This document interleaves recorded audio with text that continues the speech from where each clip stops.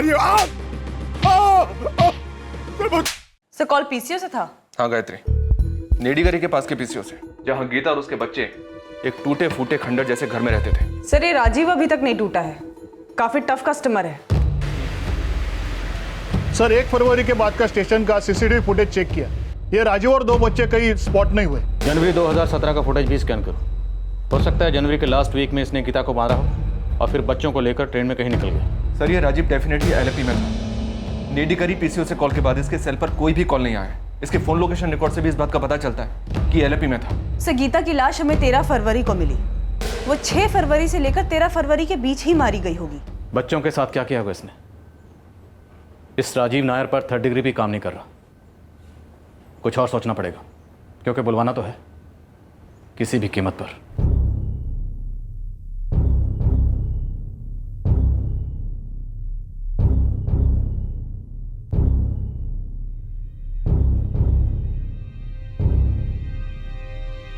मैं अदालत के फैसले का इंतजार नहीं करूंगी। मैंने फैसला किया है कि आज के बाद तुम अपनी बीवी और बच्चे का मुंह नहीं देखोगी। गीता हमारी बेटी जैसी थी। अगर रत्ती भर भी इंसानियत बची है, शर्म बची है, तो पुलिस को बता दो कि वो दोनों मासूम बच्चे कहाँ हैं। मुझे नहीं पता, मैं पुलिस को बता चुका हूँ। मैं भी बता चुकी हूँ कि 9 फरवरी को तुम बेलगांव से बाहर थे। अरे कहाँ चले? 2-4 दिन में लौटूंगा। पर जा कहाँ रहे हो आप? एक काम है, निपटा के आता हूँ। चलता हूँ। पुलिस का कहना है कि प्रसाद के कत्ल के साथ साथ तुम पर गीता के कत्ल का भी इल्जाम लगेगा, क्योंकि पुलिस को पता चला है कि गीता के कत्ल के वक्त तुम एलएफपी में मौजूद थे। हालांकि तुम मुझे बिना बताए वहां गए थे। प्रसाद और गीता के कत्ल के अलावा पुलिस का कहना है कि तुम पर दोनों बच्चों के कत्ल का भी इल्जाम लगेगा। क्या तूने दोनों बच्चों को भी मार डाला राजीव? आपको कितनी बार फोन किया राजीव, आप फोन नहीं उठाते। मैंने कहा था तुमसे गीता, मुझे फोन मत करो। अब मैं तुम्हारी कोई मदद नहीं कर सकता। तुम अपनी जिंदगी खुद संभालो। मेरे और मेरी बच्चों की जिंदगी बिगाड़ने में आपका हाथ रहा है, तो बनाने में क्यों नहीं? मैंने कहा था तुमसे, वापस चली जाओ प्रसाद के साथ केरला। प्रसाद को तो आप मार चुके राजीव। हम अभी जिंदा हैं, पर जिंदा होकर भी जी नहीं रहे हैं। रेंग रहे हैं कीड़ों की तरह। जहां पर रहते किसी भी दिन भगा दिए जा सकते हैं। आप एलएपी कब आ रहे हैं? मैं नहीं आ रहा। मुझे आपसे आमने सामने बात करनी है राजीव, आइए। मुझे तुमसे कोई बात नहीं करनी। फिर तो मेरे पास और कोई चारा ही नहीं बचता। पुलिस से जाके बात कर लेती हूँ, कबूल कर लेती हूँ प्रसाद का कत्ल। मैंने तुमसे पिछली बार भी कहा था गीता, मुझे धमकी मत दो। मैं धमकी नहीं दे रही हूँ, ये मेरे और मेरे बच्चों की जिंदगी का सवाल है, जो आप समझ ही नहीं रहे। राजीव नायर, अब तुम्हारा एक भी झूठ बर्दाश्त नहीं करेंगे। बोलो बोलो, बच्चे कहाँ हैं? गीता मुझे धमकियां दे रही थी कि वो मेरी सच्चाई दुनिया को बता देगी और खुदकुशी कर लेगी। और बच्चों के साथ क्या करेगी? बोलो राजीव नायर, बच्चे कहाँ हैं? क्या किया तुमने बच्चों के साथ?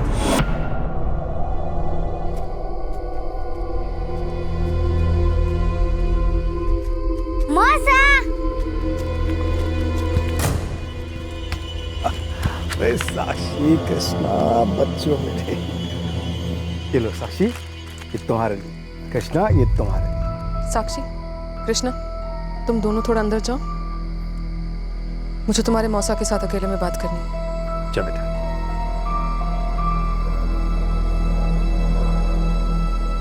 मुझे तो लगा था जब तक मैं पहुंचूंगा तुम जान दे चुकी होगी। आप तो पहले से ही मेरी जान ले चुके हैं। भीख मांगती हूँ अपना और अपने बच्चों का पेट पालने के लिए। देखिए किस हालत में जीते हैं हम। चीची,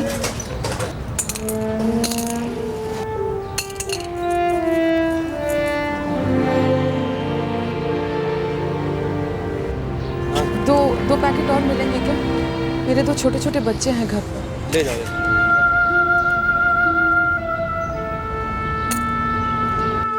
ये है उस गीता की हालत जिसे छूते आपको स्वर्ग महसूस होता था, जिससे जिंदगी भर प्यार करने का वादा करते रहे और जिससे मिलने के लिए आपसे रहा नहीं जाता था। ये है उस गीता की हालत। अपनी इस हालत के लिए तुम खुद जिम्मेदार होगी। ने कहा था तुमसे चली जाओ प्रसाद के साथ कैरला, नहीं मानी। बहुत सही सलाह दी थी मैंने। हम दोनों के बीच जो कुछ हुआ वो कुछ दिनों का खुमार था, फिर भी तुमने मुझे मजबूर किया प्रसाद को मारने के लिए। और अब तुम खुदकुशी करने की धमकी दे।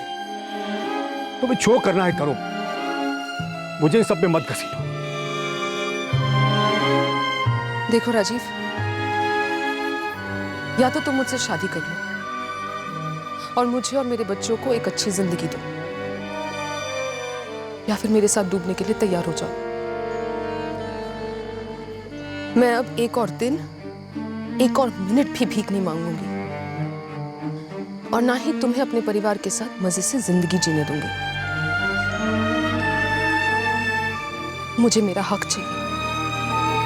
उसे छूना तो दूर, अब उसके नाम से भी मुझे घिन आती थी।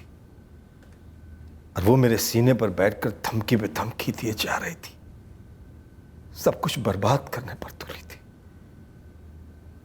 एक तरफ उसकी धमकियां थी और दूसरी तरफ प्रसाद के खून का बोझ।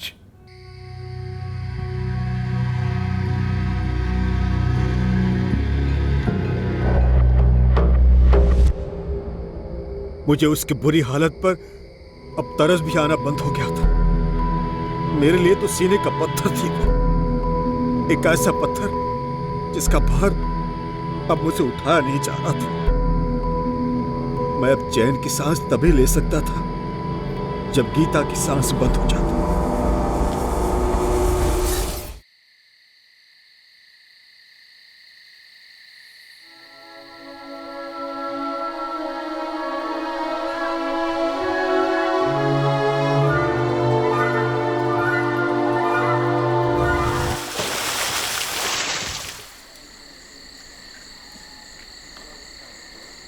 राजीव, बच्चों की लाशें कहाँ हैं? दफना दिया उन्हें कहीं? नहीं, तुम दोनों ने अपने अफेयर के लिए प्रसाद को मार डाला, फिर तुमने गीता को भी मार दिया क्योंकि वो प्रसाद के मर्डर को लेकर तुम्हें धमकी दे रही थी। उसके बाद तुमने 2 मासूम बच्चों का कत्ल कर दिया ताकि तुम्हारे कुकर्मों की कोई निशानी ही ना बचे। मैंने बच्चों को नहीं मारा है, मैं बच्चों को कभी नहीं मार सकता। तो फिर राजीव, बच्चे कहाँ हैं?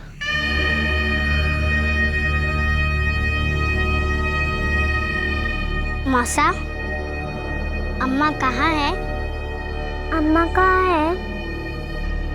बेटा वो काम से बाहर गई है, आ जाएगी। चलो हम बाहर चल के कुछ खाते हैं, भूख लगी है ना।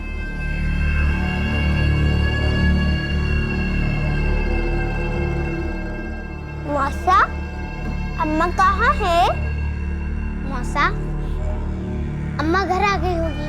अम्मा के लिए भी कुछ खाने के लिए लेके चले? नहीं बेटा, वो खाकर गई। मेरी बात हुई, उसने तुम दोनों को भी अपने पास बुलाया है। पर कहाँ?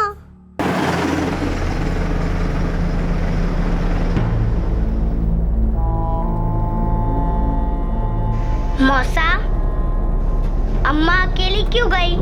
बेटा उसने मुझे भी नहीं बताया, सिर्फ इतना बोला कि तुम लोग भी वहां आ जाओ। कहाँ मौसा? नया वाले घर? हाँ बेटा, नए वाले घर में, अच्छे वाले। फिर से ये कोई झूठी कहानी सुना रहा है। नहीं सर, ये झूठा। सर, इसके साथ हम सिर्फ टाइम वेस्ट करें, सिर्फ टाइम वेस्ट करें। जिस तरह इसने प्रसाद को जलाकर मार दिया, उसी तरह से इसे ठोकर दफना देते, इसकी कहानी यही खत्म कर देते। और सर, वैसे भी इसे जीने का कोई हक है ही नहीं। 2 मासूम बच्चों को मार डाला इसने। मैंने नहीं मारा है बच्चों को। राजीव नायर, बोल बच्चे कहाँ हैं? मैं उन्हें बेंगलुरु ले गया था।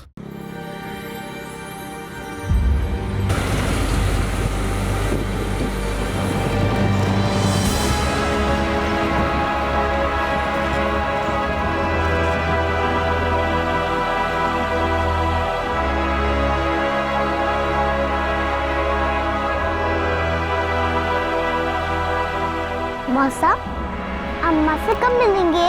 बहुत जल्द साक्षी, बहुत जल्द। कृष्णा बेटा, तुम यहीं बैठना अपनी बहन के साथ, हाँ? मैं अभी कुछ देर में। ठीक है मौसा।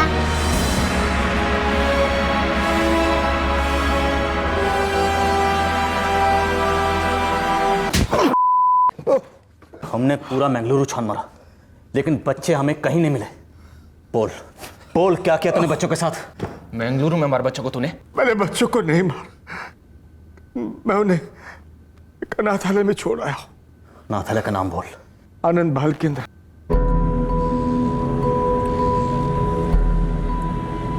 सर ये फिर से गेम खेल रहा है, झूठ बोल रहा है। हो सकता है, पर दुआ करता हूं कि इसका झूठ सच साबित हो। सुनील, तुरंत मंगलुरु के लिए निकलो। सर।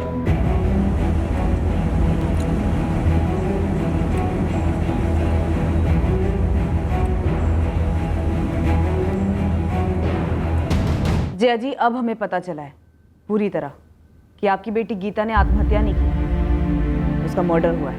मेरी बेटी का वाकई में राजीव के साथ चक्कर था।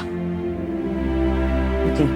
मेरे दामाद को इसलिए दोनों ने मार डाला। जी। राजीव सच बोल रहा है। देखिए, आदमी इतना बड़ा ड्रामेबाज है कि कब सच बोलता है कब झूठ बोलता है कुछ पता नहीं चलता। पर यकीन मानिए, हम सब यही चाहते हैं कि मंगलुरु अनाथ आश्रम वाली बात सच साबित हो और दोनों बच्चे सही सलामत हो। सर, आप उन्हें बस वापस ले आइए। मैं आपके सामने हाथ जोड़ती हूँ।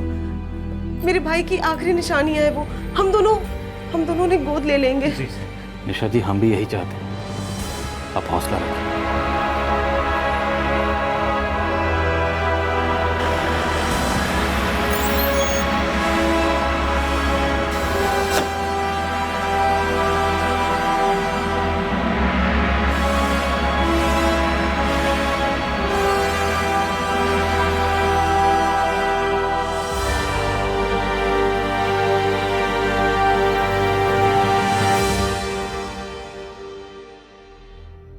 जी नहीं, ये बच्चे हमारे यहाँ नहीं लाए गए कभी।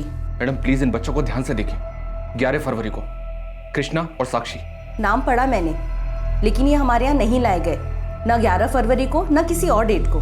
पर इन बच्चों की माँ की मौसा ने खुद हमसे कहा है कि उसने इन बच्चों को यहीं छोड़ा है। सर, ये कोई पोस्ट ऑफिस नहीं है जहाँ बच्चे को धकेल दिया जाए और फिर निकाल लिया जाए। यहाँ हर बच्चे को लाने वाले का पूरा बैकग्राउंड चेक किया जाता है और लाए हुए हर बच्चे का भी।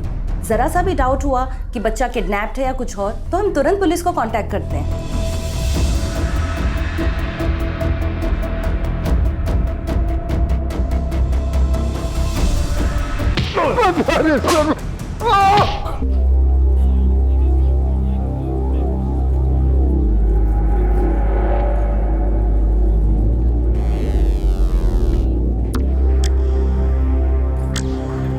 भैया ये मिला के पूरे 2 किलो कर देना।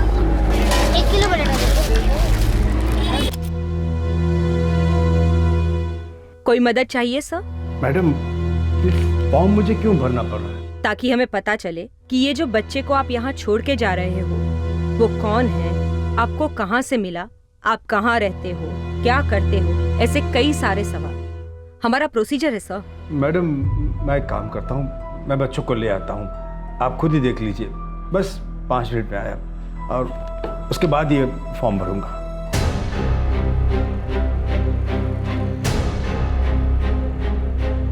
सर, ऑर्फनेज के सीसीटीवी में बच्चे तो नहीं दिखे, पर ये राजीव वहां गया तो था। तो फिर सर, ये ऑर्फनेज वाली बात पूरी झूठ नहीं है। मैं बच्चों के पास ही लौटा, मुझे समझ नहीं आ रहा था क्या करूं। क्या किया? बच्चों के साथ क्या किया? बस उनका हाथ पकड़ा और चलता गया। कोई जगह ढूंढ रहा था जहां मैं उन्हें छोड़कर निकल जाऊं, लेकिन डर भी था अगर उन्होंने कुछ बोल दिया और आप लोग मुझ तक पहुंच गए तो सब गड़बड़ा जाएगा। मौसा, हम लोग बहुत दूर आ गए हैं ना? हाँ बेटा। और अम्मा क्यों नहीं आई अभी तक यहाँ? बेटा, मैं अम्मा के फोन का इंतजार कर रहा हूँ। जब मम्मा का फोन आएगा ना, मुझे उनसे बात कराना। हाँ बेटा, बात कर लेना।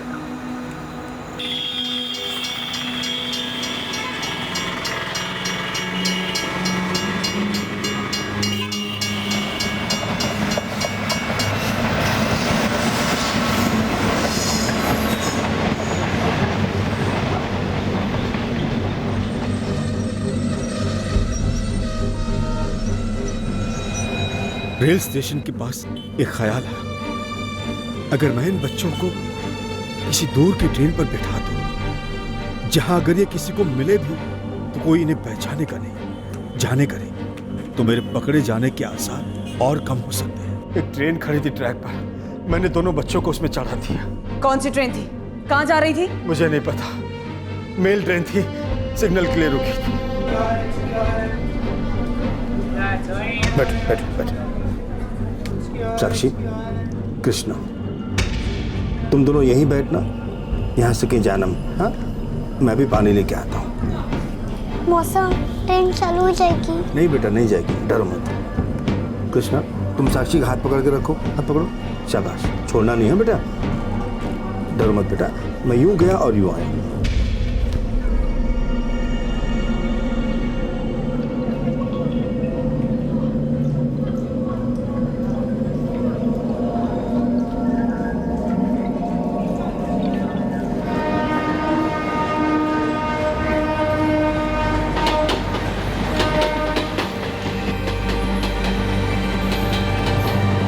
कौन सी ट्रेन थी? नहीं पता। कौन सी क्रॉसिंग थी? कितने बजे थे? पता नहीं, दोपहर 12-1 बजे का वक्त होगा।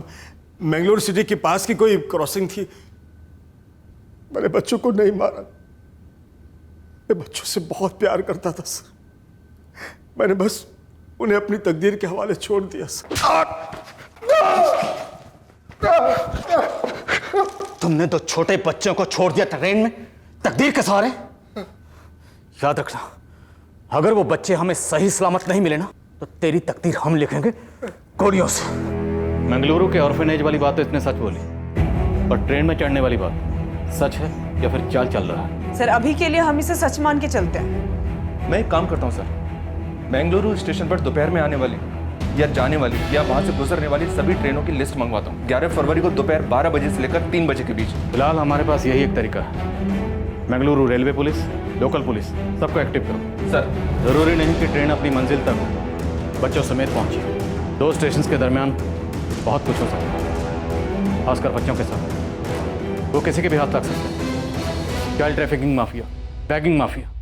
सुनील, गायत्री, हम एक अंधी गली में घुस रहे हैं, शेर के मुंह में हाथ डाल लें, सांपों का पिटारा खोल लें, लेकिन बच्चों को सही सलामत ढूंढने के लिए हम कुछ भी करें, कुछ भी।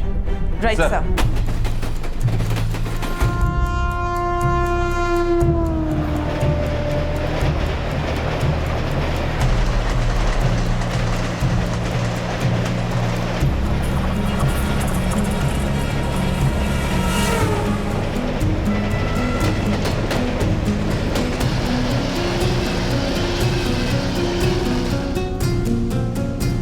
ग्यारह फरवरी को दोपहर 12 से 2 के बीच में 2 ट्रेन निकलती है सी रूट पर, और दोनों मेल ट्रेन हैं। सर, मुझे दोनों ट्रेन के रूट मैप्स चाहिए।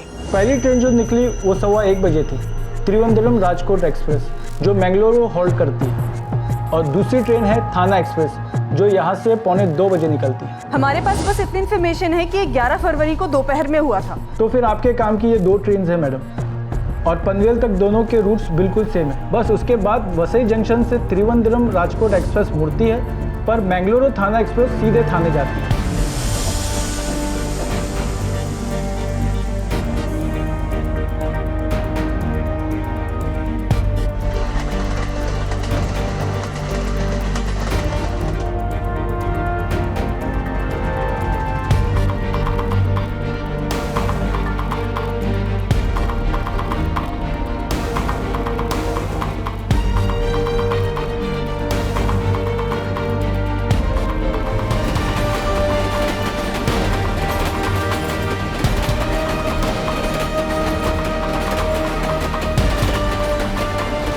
हर स्टेशन पर रेलवे पुलिस को अलर्ट करो। उन्हें कहो कि उस दिन का सीसीटीवी स्कैन करें। हो सकता है बच्चे किसी स्टेशन पर उतर गए, कहना तो नहीं चाहिए, पर पॉसिबिलिटी है कि बच्चों को किन्हीं गलत हाथों ने थाम लिया। तेरे नेटवर्क वालों तक ये सारी तस्वीरें पहुंच जानी चाहिए हरीश। हर भिखारी और बच्चों के ट्रैफिकिंग माफिया ग्रुप को टटोलो। हमें साक्षी और कृष्णा चाहिए। लेकिन सर, हम कई इलाके चेक कर चुके हैं। तो दोबारा चेक करो हरीश। इस केस में गलतियों की कोई भी गुंजाइश नहीं है। हम भी गलतियां करते हैं, पर इस केस में हम डबल चेक करेंगे। समझ गए सर। लेकिन हमें साक्षी और कृष्णा चाहिए, सही सलामत।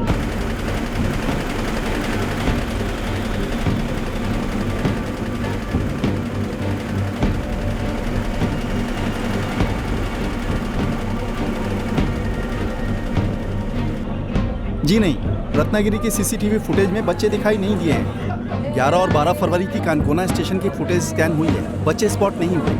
कारवार स्टेशन के सारे कैमरास के फुटेज डबल स्कैन हुए हैं। 11 और 12 फरवरी को ये दोनों बच्चे स्टेशन पर कहीं नहीं दिखे।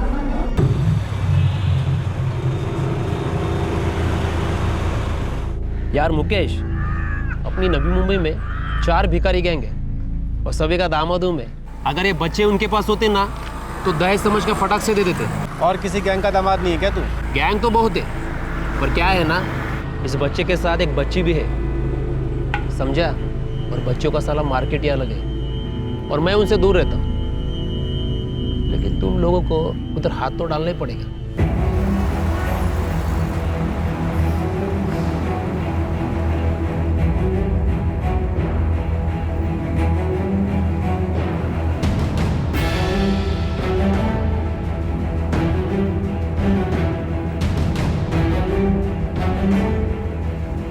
अरे शेट्टी, 5-6 साल की तो बच्ची दिखती है ये, अभी से थोड़ी ना बैठाएंगे इसे गोटे पे। तो बता ना, कहाँ छुपाएंगे इसे?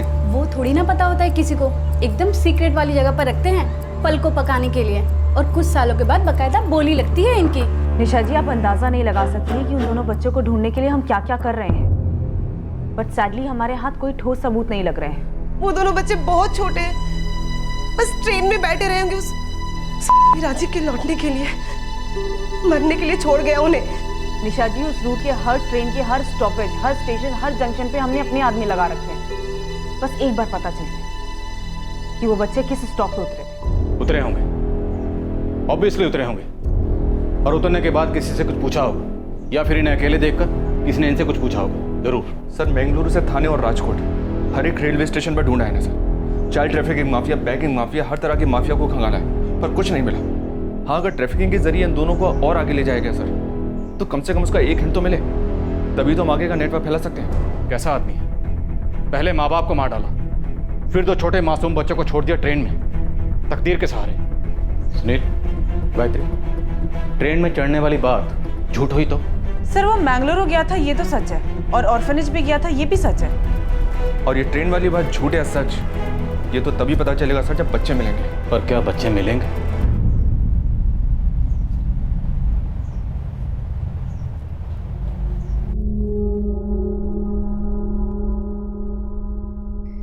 निशा, भगवान की कृपा से दोनों मिल जाएंगे, पता नहीं भगवान की क्या मर्जी। अगर वो ना भी मिले तो हमें ये दुआ करनी चाहिए कि वो जहाँ भी रहे खुश रहे। जो जिंदगी उनको अपने माँ बाप से नहीं मिली वो वहाँ मिल जाए। दरअसल उस पॉइंट पर ना सिर्फ हम ब्लैंक थे बल्कि हताश भी थे। इन 2 छोटे मासूम बच्चों के इन्वॉल्वमेंट की वजह से ये केस हमारे लिए अब एक पर्सनल केस बन गया था, और इन दोनों का ना मिलना हमें एक पर्सनल सी हार लग रही थी। फाइनली हुआ क्या सर? आपने केस यहीं क्लोज कर दिया था? नो, वो हमने नहीं किया। हमारी उम्मीदें कुचली जरूर गई थी पर खत्म नहीं। और उसी दौरान एक और बच्चा रास्ता भटक गया। अरुण എന്താ നായരാണോ നമ്പ്യാരാണോ അല്ല മേനോനാണോ? വീട്ടിലാരുടെങ്കിലും പേര് ഓർമ്മയുണ്ടോ മോന്? മോൻ്റെ നാട് എവിടെയാ? സ്കൂളിൻ്റെ പേര് ഓർമ്മയുണ്ടോ? ഒന്ന് ഓർമ്മിച്ചേ, പറ മോനെ. എന്നൊരു കാര്യം പറ, മോൻ വണ്ടി എവിടെ നിന്നാണ് കയറിയത്? ഏത് സ്റ്റേഷൻ എന്നാ?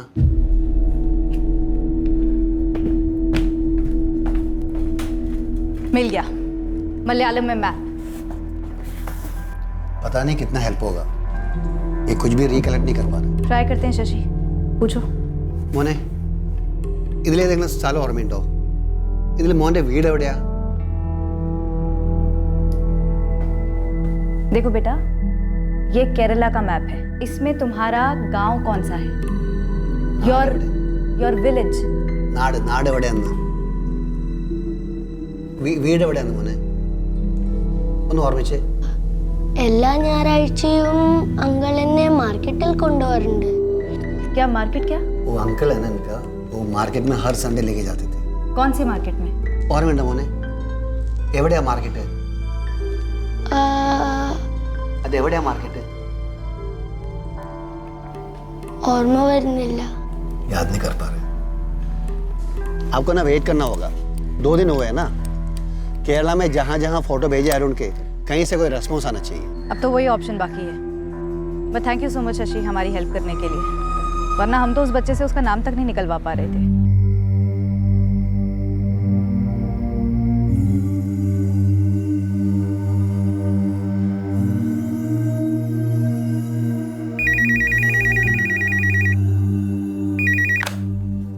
हेलो, शीतलपाड़ा पुलिस चौकी। मैडम, मैं सब इंस्पेक्टर करुणाकरण बोल रहा हूँ, पेरापालम पुलिस स्टेशन, त्रिशूर, केरला से। जी सर, बोलिए। हमारे पुलिस स्टेशन में आपके यहाँ से एक डिटेल आई थी, कोई अरुण नाम का बच्चा मिला है आपको? जी हाँ, ट्रेन से यहाँ पहुँचा, अपने नाम के अलावा ज़्यादा कुछ बता नहीं पा रहा। वो अरुण नंबूदरी है, 4 दिनों से मिसिंग है। फैमिली बेहाल होकर ढूंढ रही थी उसे। आज ही कंप्लेन लॉन्च की। आपने जो फोटोग्राफ भेजा सामने है मेरे, तुरंत मैच कर गया। ये तो बहुत अच्छी खबर है सर। आप पेरेंट्स और डॉक्यूमेंट्स को लेकर यहाँ आ जाइए और बच्चे की कस्टडी ले लीजिए।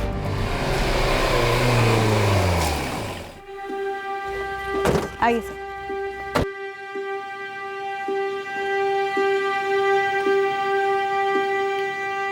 अरुण, ये बॉल तुम रख लो, हमारी तरफ से गिफ्ट।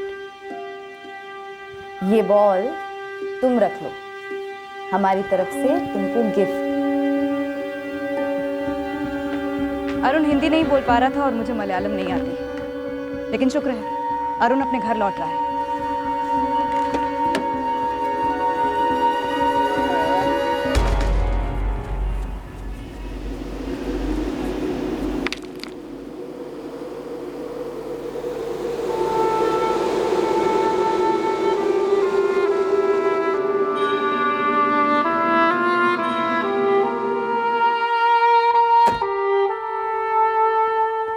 क्या हुआ सर? वो लड़का और वो लड़की?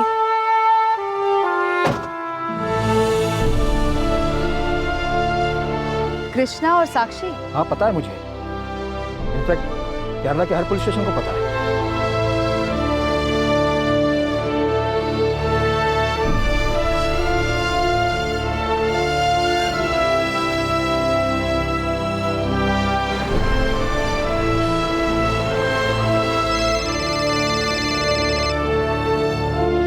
Hello hello, Naresh sir, sub inspector Karunakaran, Perapalam police थाने से। बोला करुणाकरण। सर, जिन 2 बच्चों को आप ढूंढ रहे हैं, कृष्णा और साक्षी, दोनों इस वक्त मेरे सामने सर। कहाँ? पेरापालम में? नहीं सर, थाने, महाराष्ट्र।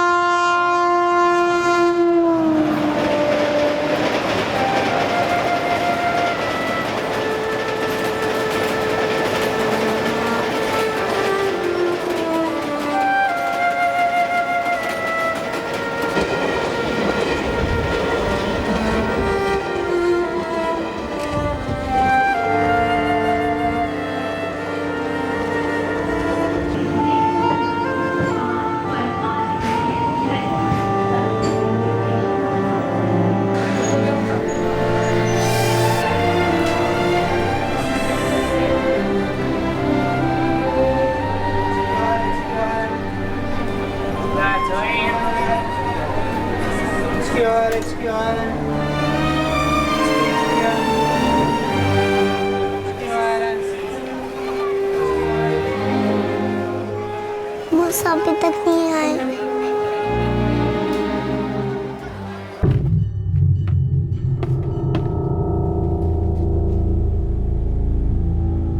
ए, कौन है तुम दोनों और यहाँ क्या कर रहे हो?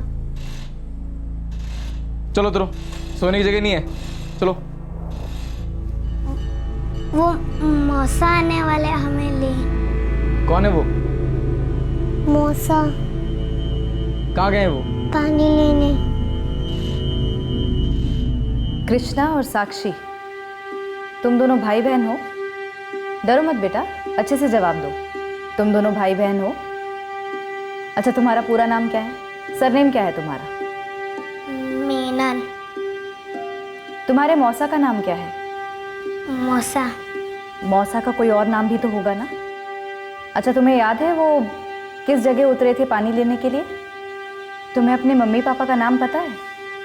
गीता, प्रसाद। तुम्हारे पापा क्या काम करते हैं? चला गया। और मम्मी? माँ मंदिर के बाहर भीख मांगती है। कौन से मंदिर के बाहर?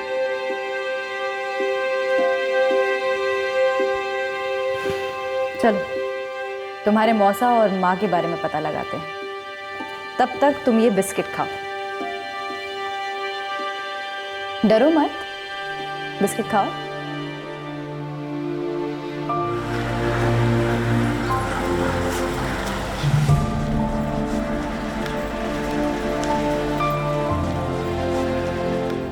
जी हाँ, वो दोनों बच्चे मिल गए हैं। कहाँ है सर? ठाणे, महाराष्ट्र। वहां कैसे? चल।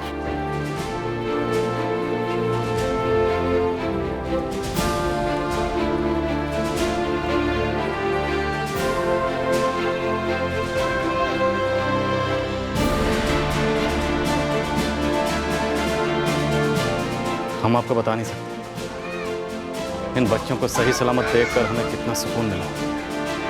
हमने तो उम्मीद ही छोड़ दी थी, पर फिर भी हम लगे रहे इस उम्मीद में कि ये बच्चे हमें एक ना एक दिन ज़रूर मिल जाएंगे। हमें लगा इन्हें इनकी फैमिली कहीं छोड़कर चली गई। हमें आप लोगों के केस के बारे में पता ही नहीं था। सर, हमारी अम्मा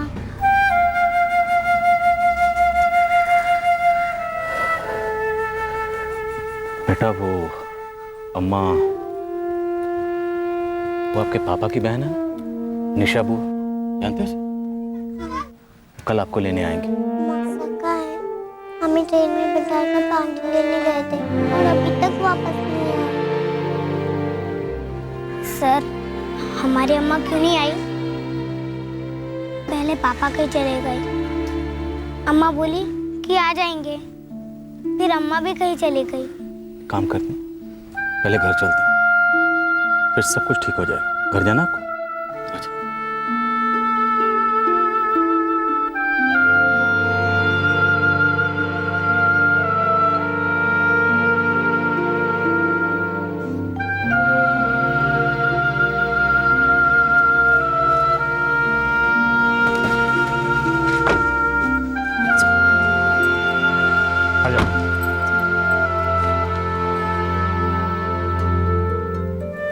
चलो, सुधा दीदी वेट कर रही है तुम्हारा।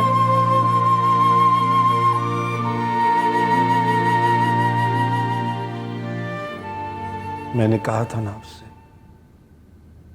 बच्चों के साथ मैंने कुछ नहीं किया है। अगर मुझे मौका मिले ना तो तेरे टुकड़े टुकड़े कर दूंगी मैं। पहले मेरी बेटी और दामाद की जिंदगी बर्बाद कर दी, फिर उनकी जान भी ले ली। और मेरी जिंदगी का क्या? वो बर्बाद नहीं होगी? नहीं, बहुत बर्बादी बाकी है। मैं नहीं चाहती हूं कि तुम मरे और नरक में सड़े। मैं चाहती हूं तो यही इसी जेल में सालों साल सड़े मरे, कीड़े पड़े।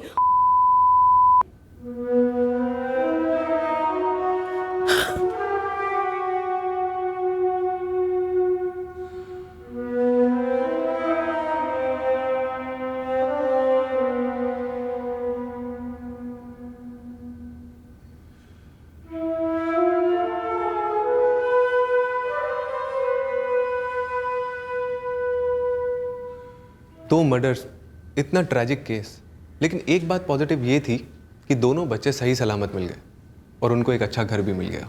और सर, थाने पुलिस की उस ऑफिसर उज्ज्वला ने कमाल की डेडिकेशन दिखाई, पहले उस अरुण को अपने घर वालों से मिलाने में और फिर साक्षी और कृष्णा को।